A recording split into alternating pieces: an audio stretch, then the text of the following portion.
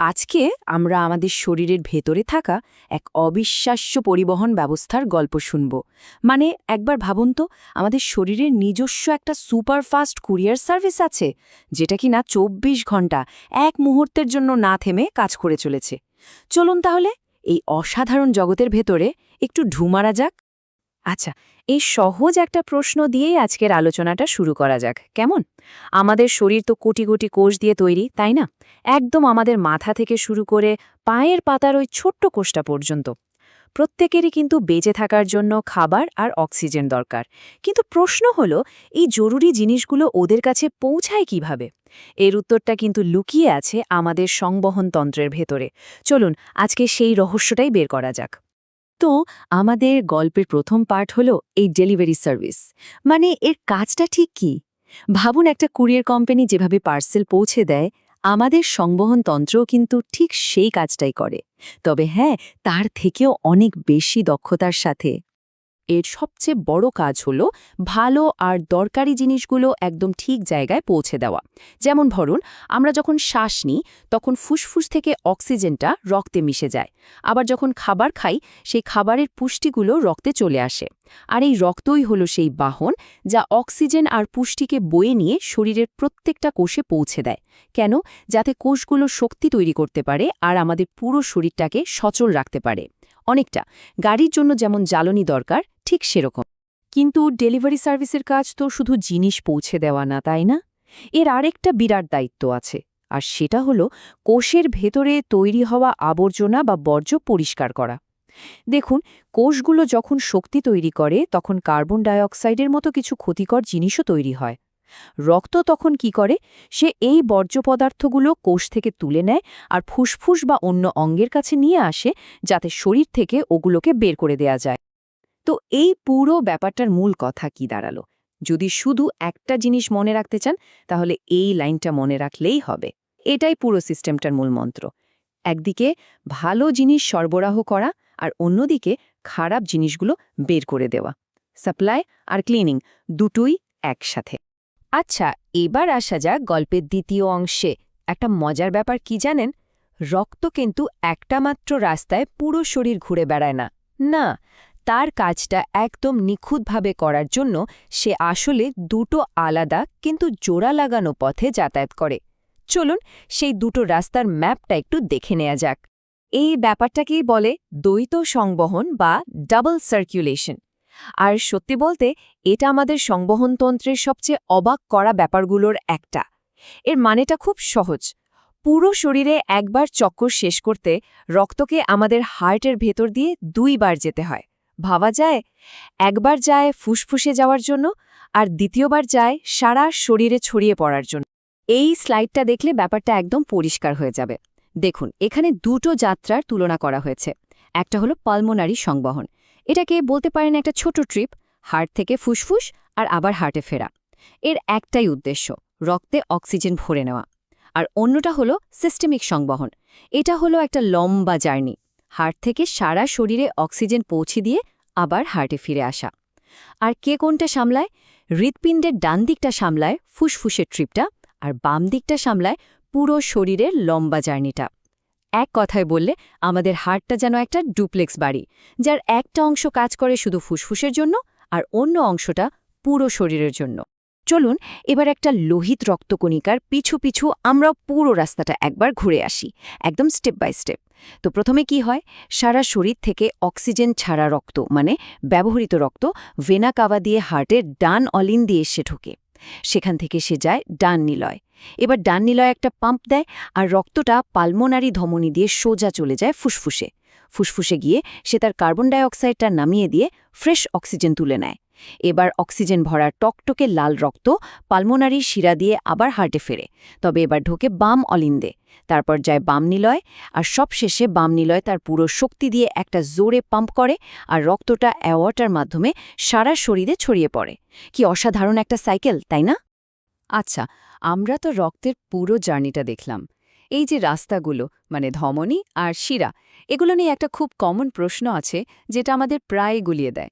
আমরা তো ছোটবেলা থেকে জেনে এসেছি যে ধমনী মানেই অক্সিজেন ভরা বিশুদ্ধ রক্ত, তাই না? কিন্তু কথাটা কি আসলে 100% সত্যি? আর উত্তরটা হলো না, এর একটা বিরাট ব্যতিক্রম আছে। আর সেটার নাম হলো পালমোনারি ধমনী। এটাই হলো সেই একমাত্র ধমনী যেটা হার্টের ডান দিক থেকে অক্সিজেন ছাড়া রক্ত ফুসফুসে নিয়ে যায়। কেন? অক্সিজেন ভরার জন্য। আর ঠিক এর উল্টোটা করে পালমোনারি শিরা। ওটাই একমাত্র শিরা যেটা ফুসফুস থেকে অক্সিজেন ভরা টাটকা রক্ত হার্টে ফিরিয়ে আনে। এই দুটো জার্নি মনে রাখার জন্য একটা খুব সহজ হ্যাক আছে, খুবই কাজের। মনে রাখবেন, হার্টের ডান দিকের কাজ হলো ফুসফুসে রক্ত পাঠানো, আর বাম দিকের কাজ হলো সারা শরীরে রক্ত পাম্প করা। সহজ করে বললে, ডান ফুসফুসে, বাম দেহে। এই ছোট্ট কথাটা মনে রাখলে আর কোনো দিনও এটা নিয়ে কনফিউশন হবে না। তো এতক্ষণ তো আমরা রাস্তাঘাট নিয়ে কথা বললাম, এবার চলুন এই পুরো সিস্টেমের কন্ট্রোল রুমে ঢোকা যাক, মানে এর ইঞ্জিন রুম, আমাদের হৃৎপিণ্ড। এটাই হলো সেই পাওয়ারফুল পাম্প যেটা দিন-রাত এক করে পুরো প্রক্রিয়াটাকে চালিয়ে যাচ্ছে। আমাদের হার্টের ভিতরে আসলে 4টে ঘর বা চেম্বার আছে। ওপরের দুটোকে বলে অলিন্দ, এদের কাজ হলো রক্ত রিসিভ করা, আর নিচের দুটো হলো নিলয়, এদের কাজ হলো রক্ত পাম্প করে বাইরে পাঠানো। স্লাইডটা দেখলেই বুঝবেন, ডান অলিন্দ শরীর থেকে রক্ত নেয় আর বাম অলিন্দ ফুসফুস থেকে। ঠিক তেমনই ডান নিলয় ফুসফুসে পাম্প করে, আর বাম নিলয় ওটা সারা শরীরে পাম্প করে। এখানে একটা খুব ইন্টারেস্টিং ব্যাপার আছে। বাম নিলয়ের দেয়ালটা কিন্তু অন্য চেম্বারগুলোর চেয়ে অনেক বেশি মোটা আর শক্তিশালী হয়। কেন বলুন তো? কারণটা কিন্তু খুবই লজিক্যাল। ভাবুন, ডান নিলয়কে রক্ত পাঠাতে হয় শুধু ফুসফুস পর্যন্ত, যেটা খুব কাছে, কিন্তু বাম নিলয়কে রক্ত পাঠাতে হয় একদম মাথা থেকে পা পর্যন্ত, মানে পুরো শরীরে। তাহলে বুঝতেই পারছেন, এই লম্বা যাত্রার জন্য অনেক বেশি পাওয়ার আর প্রেশার দরকার, আর সেজন্যই এর দেয়ালটাও বেশি শক্তিশালী। হার্টের ভেতরে আরও আছে 4টে ভালভ বা কপাটিকা। এদের কাজটা খুব সহজ করে বললে, এরা হলো ওয়ান ওয়ে ডোর বা একমুখী দরজা। এরা রক্তকে শুধু সামনের দিকেই যেতে দেয়, কোনো মতেই পেছনে ফিরতে দেয় না। আর ঠিক এই কারণেই রক্ত সবসময় সঠিক পথে একদিকেই বইতে পারে। আচ্ছা, আমরা যে বলি হার্টের লাবডাব শব্দ, এই শব্দটা আসলে কিসের? কোনো মিউজিক? না, এটা আসলে ওই দরজাগুলো বন্ধ হওয়ার শব্দ। যখন দুটো কপাটিকা, ট্রাইকাস্পিড আর মাইট্রল, বন্ধ হয় তখন আমরা শুনি লাব। আর একটু পরে যখন বাকি দুটো, অ্যাওর্টিক আর পালমোনারি কপাটিকা বন্ধ হয়, তখন শুনি ডাব। সোজা কথায় লাব ডাব মানে হলো ভালভ বন্ধ হওয়ার শব্দ। হার্টের আরেকটা অবিশ্বাস্য ক্ষমতা হলো ও নিজেই ইলেকট্রিক সিগন্যাল তৈরি করতে পারে। ভাবা যায়, এর শুরুটা হয় এসএ নোড থেকে, যেটাকে বলতে পারেন শরীরের নিজস্ব পেসমেকার। এই ইলেকট্রিক সিগন্যালটা প্রথমে অলিন্দ দুটোকে সংকুচিত করে, তারপর এভি নোড নামে একটা জায়গায় সিগন্যালটা এক মুহূর্তের জন্য দাঁড়ায়। কেন? যাতে নিলয় দুটো রক্ত দিয়ে ভর্তি হওয়ার সময় পায়। আর তারপরে সিগন্যালটা নিলয়ে ছড়িয়ে পড়ে, আর সেগুলোকে জোরে সংকুচিত করে রক্ত পাম্প করে দেয়। পুরোটা একটা নিখুঁত ইলেকট্রিক্যাল সিস্টেম। বেশ, আমরা তো ইঞ্জিন রুম ঘুরে এলাম। এবার আমাদের আলোচনার শেষ পর্বে যাব। এখানে আমরা জানব সেই তরলটা নিয়ে যেটা সবকিছু বয়ে নিয়ে বেড়ায়, মানে রক্ত। আর সেই রাস্তাগুলো নিয়েও কথা বলবো যেগুলো দিয়ে রক্ত যায়, অর্থাৎ রক্তনালী। এক কথায়, এবার ডেলিভারি টিম আর তাদের রাস্তাঘাটের গল্প। আমাদের রক্তকে যদি আমরা ভাঙি, তাহলে মূলত 4টে জিনিস পাব। এই চার্টটা দেখলেই বুঝবেন। এর সবচেয়ে বড় অংশ, মানে 55%, হলো প্লাজমা। এটা হলো রক্তের তরল অংশটা। আর বাকিটার মধ্যে আছে 3 ধরনের কণিকা: লোহিত রক্তকণিকা, শ্বেত রক্তকণিকা আর প্লেটলেট। এই যে রক্তের টিম, এদের প্রত্যেকের কিন্তু আলাদা আলাদা কাজ আছে। যেমন ধরুন, লোহিত রক্তকণিকা, এরা হলো অক্সিজেন ডেলিভারি বয়। শ্বেত রক্তকণিকা হলো আমাদের শরীরের সৈন্য, যারা রোগ জীবাণুর সাথে যুদ্ধ করে। আর প্লেটলেট হলো রিপেয়ার টিম। কোথাও কেটে গেলে ওরাই রক্ত জমাট বাঁধিয়ে রক্ত পড়া বন্ধ করে। আর প্লাজমা, ওটা হলো সেই লিকুইড বা গাড়ি যেটা এই পুরো টিমকে পিঠে করে বয়ে নিয়ে চলে। রক্ত যে রাস্তাগুলো দিয়ে যায় সেগুলো মূলত 3 ধরনের। আসুন এই টেবিলটা একটু ভালো করে দেখি। প্রথমে হলো ধমনী। এরা হার্ট থেকে রক্তকে দূরে নিয়ে যায়। এদের দেয়াল খুব মোটা আর শক্তিশালী হয়, কারণ এদেরকে হাই প্রেশার সামলাতে হয়। তারপর হলো শিরা।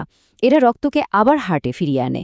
এদের দেয়াল পাতলা আর ভেতরে ভ্যালভ থাকে যাতে রক্ত উল্টো দিকে ফিরে না যায়। আর শেষে হলো কৈশিক বা ক্যাপিলারি। এরা হলো একদম সরু রাস্তা, যা ধমনী আর শিরাকে জোড়া লাগায়। আর আসল আদান-প্রদানের কাজটা কিন্তু এখানেই হয়। এই কৌশিক জালিকার ব্যাপারটা কিন্তু খুব গুরুত্বপূর্ণ। এটাই হলো সেই ফাইনাল ডেস্টিনেশন, যেখানে রক্ত আর কোষের মধ্যে জিনিসপত্র দেওয়া নেওয়া হয়। এদের দেয়াল যে কী পরিমাণ পাতলা তা ভাবা যায় না, মাত্র একটা কোষের মতো মোটা, মানে আমাদের চুলের থেকেও অনেক অনেক গুণ সরু। আর দেয়ালটা এত পাতলা বলেই অক্সিজেন আর পুষ্টি খুব সহজে রক্ত থেকে বেরিয়ে কোষে যেতে পারে। আর কোষের ভেতরকার ময়লাগুলো ঠিক একইভাবে রক্তে ঢুকে পড়তে পারে। তো আমাদের আজকের আলোচনা প্রায় শেষের দিকে, কিন্তু যাওয়ার আগে একটা প্রশ্ন আপনাদের জন্য রেখে গেলাম। আমরা তো দেখলাম যে হার্ট একটা পাম্প, যেটা সারা শরীরে রক্ত পাঠায়। কিন্তু হার্ট নিজেও তো একটা পেশি, তাই না? তাহলে ওর নিজেরও তো অক্সিজেন আর পুষ্টির দরকার হয়। প্রশ্নটা হলো, এই ডেলিভারি সার্ভিসটা হার্টের নিজের জন্য খাবার আর অক্সিজেন কিভাবে সরবরাহ করে? এই উত্তরটা না হয় আপনারা একটু খুঁজে বের করার চেষ্টা করবেন।